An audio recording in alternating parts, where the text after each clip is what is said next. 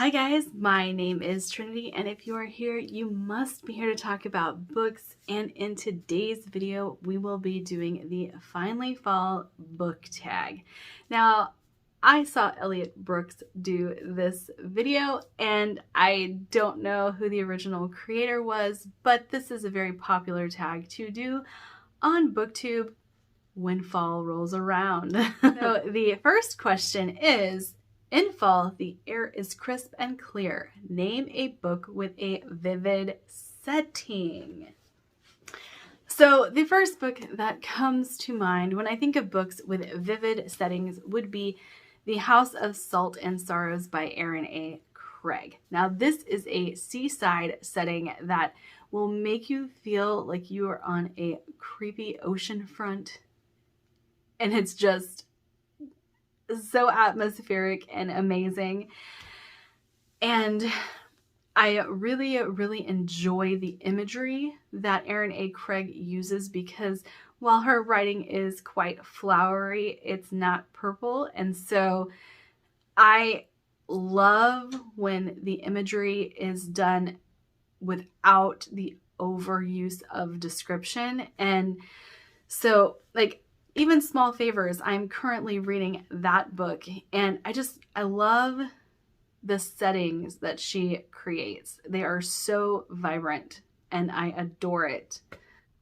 And then I will have to echo Elliot Brooks and talk about the Queens of Renthia series, because the Queens of Renthia is set in the forest, and the people in the forest live in the canopy. So in order to get back and forth, we have people traversing the canopy to get around, and it makes for a very interesting setting, but one that's easy to visualize because of the way that Sarah Beth Durst talks about the setting itself.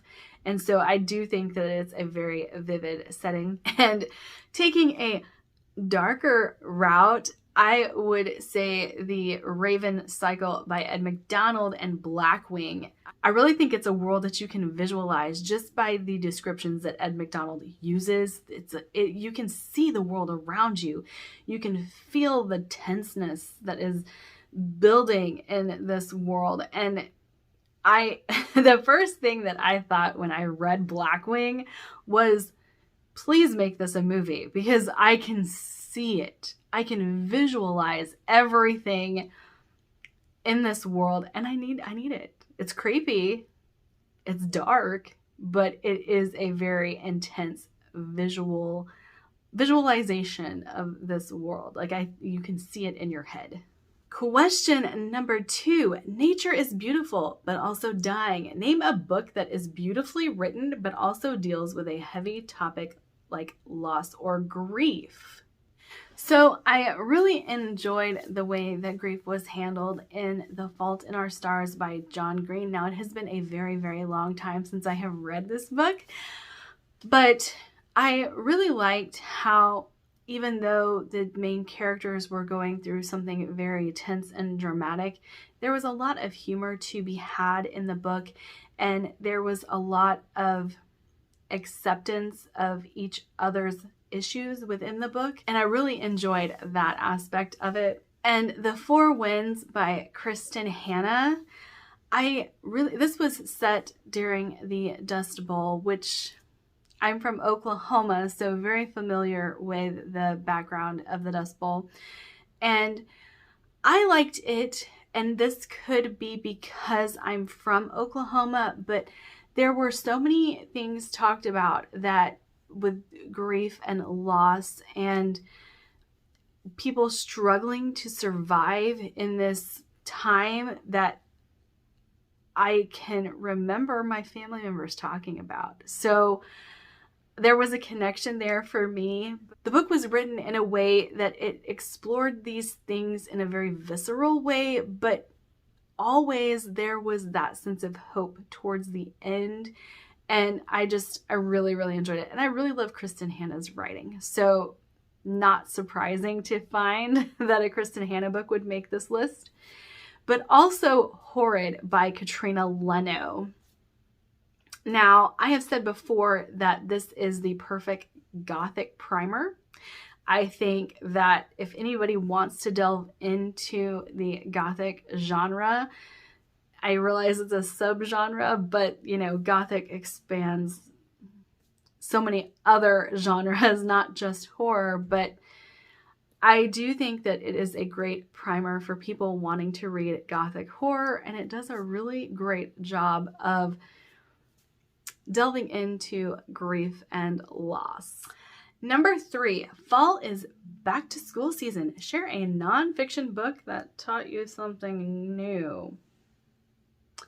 Oh my. Let's just out myself and talk about how I don't read nonfiction. I know I should, or I feel like I should. You should never feel pressure to read any certain book, but I don't read nonfiction. I read to escape life. I read for fun. I read to be entertained. I don't read for a learning purpose, even though fantasy and sci-fi can teach you without actually being nonfiction. So I don't read nonfiction books, so I don't know what to say. I don't know what to say here. Number 4. In order to keep warm, it's good to spend some time with people we love. Name a fictional family, household, friend group that you'd like to be a part of. Ooh, that I would like to be a part of. I want to hang out with these people. If I was younger, like if I was 20, I would say Kaz Brecker and Co. I'd probably die, but Kaz Brecker and Co. I really like that found family.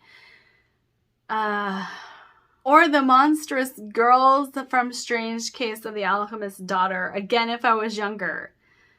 We don't need a 40-year-old going to hang out with these teenagers and 20-year-olds. But yes, if I was younger, I would want to hang out with Kaz Brecker and Co. and the girls from The Strange Case of the Alchemist's Daughter. Number 5, the colorful leaves are piling up on the ground. Show us a pile of fall-colored spines. All right, here you go. There is a stack of some fall-colored spines there. You'll probably recognize these from the last video that I did. Fall is the perfect time for some storytelling by the fireside. Share a book wherein somebody is telling a story. So I have 2, the only 2 that I know of that actually do this. So if you guys have some recommendations, because these happen to be my favorite books, Blood Song by Anthony Ryan and The Name of the Wind by Patrick Rothfuss. Those are the 2 that have a story within a story with the main character telling their story. So yes, I need more recommendations with this trope because I haven't come across very many of them and I have a tendency to really, really like them. The nights are getting darker. Share a dark, creepy read. You guys are asking me to pick a dark and creepy read, and just about everything I read is that way. So, I don't know. I'm going to go with Mexican Gothic by Silvia Moreno Garcia. Now, this is dark. This is creepy. This has body horror in it. So, if you don't like body horror, it's mild. It's mild. But also, Gothic horror. Love me some Gothic horror. And Gothic has a tendency to be creepy. That is the whole shtick with Gothic horror. It's not necessarily scary, but it'll creep you out and get under your skin. And I really liked Mexican Gothic. I know it's divisive, but I do think that it hits the nail on the head as far as Gothic horror and the elements of Gothic horror in it. Number 8, the days are getting colder. Name a short, heartwarming read that can warm up somebody's cold and rainy day. This is hard. Heartwarming? I don't read books like that. What are you guys doing to me? A girl doesn't read heartwarming books because she don't like them. I don't know that that's necessarily heartwarming. It's heartbreaking. I guess I would have to go with Circe by Madeline Miller. That's the closest I can think of something that I've read that's heartwarming. I don't think that's a good example. Sorcery of Thorns by Margaret Rogerson, I think, is a fun, if not heartwarming, just cozy book. And that's about all I can think of. I don't read heartwarming books. Number 9. Fall returns every year. Name an old favorite that you'd like to return to soon.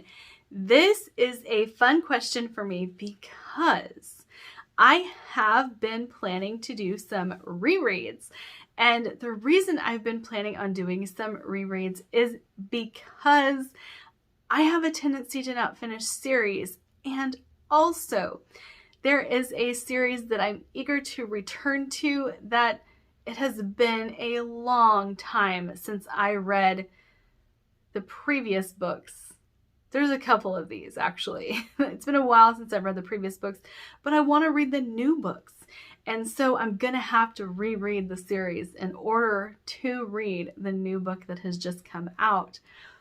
So one of those would be the Witchland series by Susan Dennard. The new book has released finally, and I am going to have to reread that series because it's been too long. I'm going to have to reread it so that I remember what happens, and I hope I still love it. I hope I do still love it. It is young adult, but the other one that I need to read is also young adult, but everybody that has been reading it lately has really enjoyed it. So that would be the Graceling series by Kristen Cashore. There's been a new book released in that world, but I want to go back and read those as well. If you guys don't know, I very recently reread Bloodsong, and there was a vlog that was supposed to go up, but I ended up getting sick midway through it, so I didn't end up finishing that vlog. Just know that I absolutely loved my reread of it, but sometimes things work out, sometimes they don't in the booktube realm. But yes, there are a couple that I would like to return to, and eventually I would like to return to The First Law as well, because I've only read the first book, but I'm gonna have to reread it in order to continue. Number 10. Fall is the perfect time for cozy reading nights. Share your favorite cozy reading accessories. So if you guys haven't seen, I have a big pink fluffy blanket that I am almost always under. However, today, currently, it is in the other room because I put my hoodie on for some fall love and didn't have my fan on today so that it didn't interrupt the voice quality, the sound quality of this video. But in the fall, I have a tendency to buy these wax melts, and I have them burning over here in my lamp that you guys have seen a couple times. And they smell so good. They smell so good. And then my headphones, because as you guys know, I like to do immersive reading where I have the book in front of me and I'm reading it as I'm listening to it. So that is my favorite way. I can smell it. Got close to my face.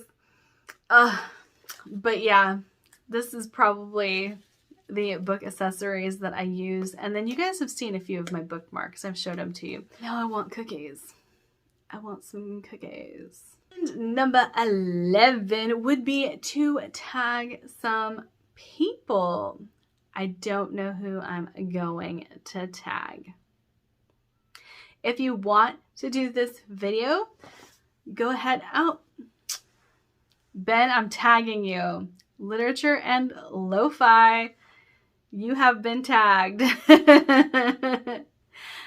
Shelf-centered. Get on it.